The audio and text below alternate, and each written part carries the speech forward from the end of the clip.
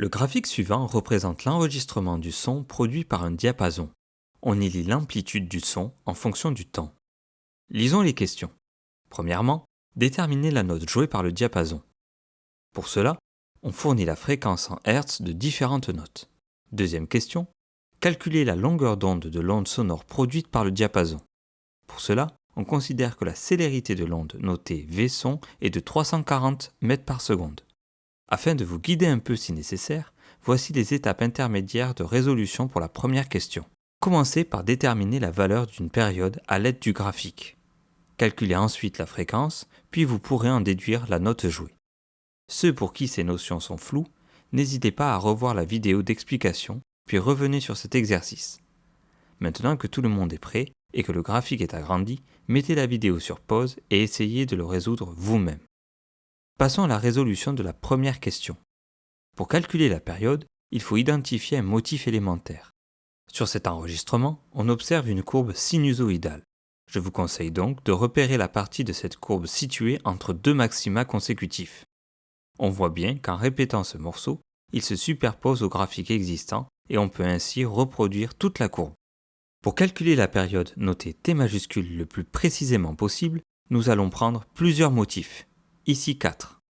On a alors 4T qui est égal à 18 moins 6, soit 12 millisecondes.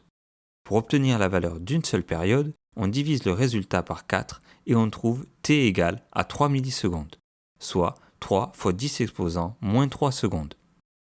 Cela étant fait, passons au calcul de la fréquence.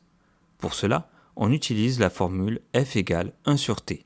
On remplace par les valeurs numériques avec T exprimé en secondes et on obtient 3,3 fois 10 exposant 2 Hz, soit approximativement 330 Hz. Grâce au tableau affiché, on peut maintenant en déduire que la note jouée par le diapason est un Mi3, puisqu'il a une fréquence de 330 Hz. Abordons maintenant la deuxième question. Pour calculer la longueur d'onde de l'onde sonore produite par le diapason, nous choisissons d'utiliser la relation suivante. V égale lambda fois F. En manipulant correctement la formule, on obtient lambda égale V sur F. On remplace par les valeurs numériques et on trouve lambda égale à 1,0 m en ne gardant que deux chiffres significatifs. Une autre façon de faire aurait été d'utiliser la formule faisant intervenir la période de l'onde. Nous vous laissons vous assurer qu'on retrouve bien le même résultat. Si jamais cette deuxième méthode vous pose problème, n'hésitez pas à nous le signaler en commentaire pour qu'on puisse vous aider. La vidéo touche à sa fin.